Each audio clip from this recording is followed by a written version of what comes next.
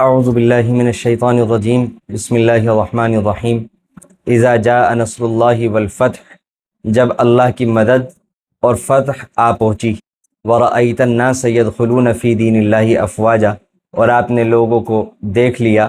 کہ وہ اللہ کے دین میں فوج در فوج داخل ہو رہے ہیں، فسبح بحمد ربک واستغفر، تو آپ اپنے رب کی تعریف اور پاکی بیان کیجئے، واستغفر، اور اسی سے مغفرت کی دعا کیجئے، انہ کان توابا، بے شک اللہ تعالیٰ بہت زیادہ توبہ قبول کرنے والے ہیں۔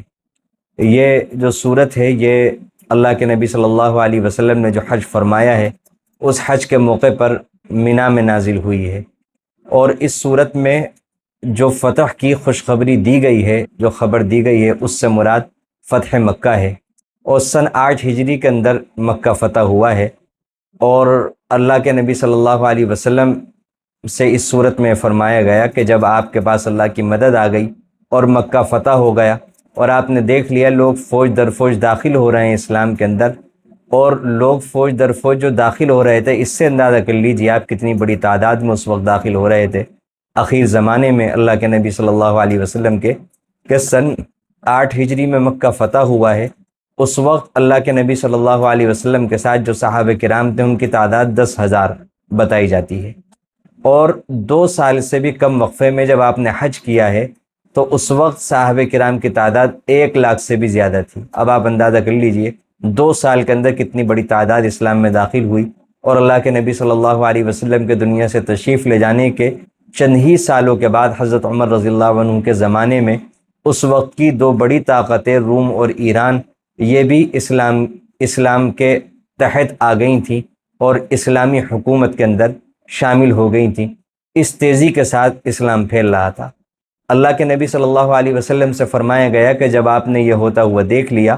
تو آپ کو جس مشن کی تکمیل کے لیے دنیا میں بھیجا گیا تھا وہ تقریباً پورا ہونے والا ہے، تو اب آپ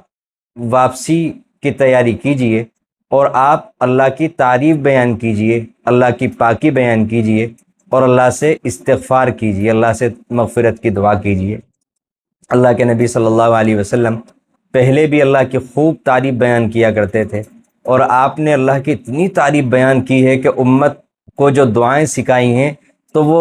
بہت ساری دعاؤں کا ایک بڑا حصہ جو ہے وہ اللہ کی تعریف سے جوڑا ہے۔ کھانے کے بعد کی دعا الحمدللہ الذی اطعمنا، بیت الخلاء سے نکلتے وقت کی دعا الحمدللہ الذی اذهب عنی الاذى وعافانی،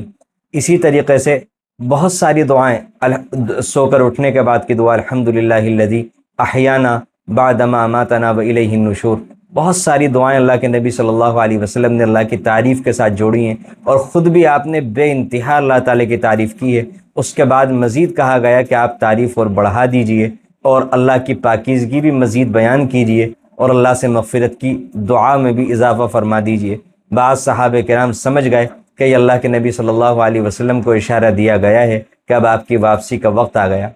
حضرت عمر رضی اللہ عنہ نے اپنی شورا کے اندر بڑے بڑے صحابہ کرام کے ساتھ حضرت عبداللہ ابن عباس رضی اللہ عنہ کو بھی شامل کیا ہوا تھا۔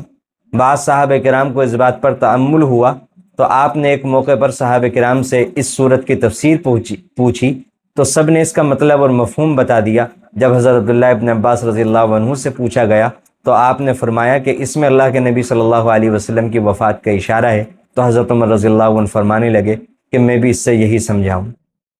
اب آپ اندازہ کیجئے کہ اللہ کی تعریف کا کیا مقام ہے اور اس کی کتنی ضرورت ہے ایک انسان کو، اللہ کی پاکیزگی بیان کرنے کا کیا اونچا مقام ہے اور اس کی کتنی ضرورت ہے انسان کو۔ اور جب اللہ کے نبی صلی اللہ علیہ وسلم کو آخر موقع پر یہ کہا گیا کہ آپ ان سب چیزوں کی کثرت کیجئے اور اللہ سے معافی کی دعا کیجئے، تو ہم سب کے لیے کتنا غور و فکر کا مقام ہے کہ ہم سب کو کتنا اللہ کی تعریف کرنی چاہیے، اور ہم سب کو کتنی زیادہ اللہ کی پاکی بیان کرنی چاہیے، اور ہم لوگ جس حساب سے گناہ کرتے ہیں تو اس حساب سے ہمیں استغفار کی کتنی کثرت کرنی چاہیے۔ تو ہم سب لوگ ان باتوں پر غور کریں اور آج سے عہد کریں، اور اللہ کے خوب ہر نعمت کو دیکھ کر اللہ کی تعریف بیان کرنے کی عادت ڈالیں، اللہ کی پاکیزگی بیان کرنے کی عادت ڈالیں، اور اللہ سے معافی مانگنے کی خوب کثرت سے اٹھتے بیٹھتے معافی مانگنے کی عادت ڈالیں۔ جب یہ آیتیں نازل ہوئیں تو اماں عائشہ رضی اللہ عنہ فرماتی ہیں کہ اللہ کے نبی صلی اللہ علیہ وسلم نے اور کثرت کر دی اللہ کی تعریف کی، اور آپ اٹھتے بیٹھتے رکوع سجدوں میں کثرت فرمایا کرتے تھے ان جملوں کی، سبحانک اللہم ربنا وبحمدک اللہم اغفر لی۔ اس لیے ہم سب کو بھی ان سب چیزوں میں بڑھ چڑھ کر حصہ لینا چاہیے۔ اللہ تعالی ہم سب کو عمل کی توفیق عطا فرمائے۔